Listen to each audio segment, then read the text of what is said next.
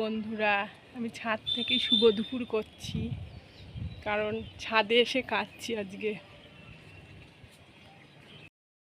অবস্থা কাচার পর বন্ধুরা, আজকে আমি গোপাল সেবা দিয়েছি, গোপালকে ভোগ দিলাম।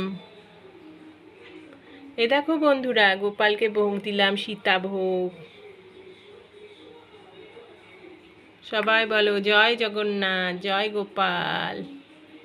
আমার গোপালটা দেখেছো কি মিষ্টি করে তাকায়, আমার সোনার গোপাল। এটা তাই না, খুব ভালো জানো, আমার গপু একটু আমায় জ্বালায় না, আমার ছেলে তো এটা। আজকে ওল রান্না করছি আমার আর মেয়ের জন্য, ছেলে আর মায়ের জন্য ডিম সেদ্ধ আর আলু সেদ্ধ পেঁয়াজ দিয়ে মাখবো।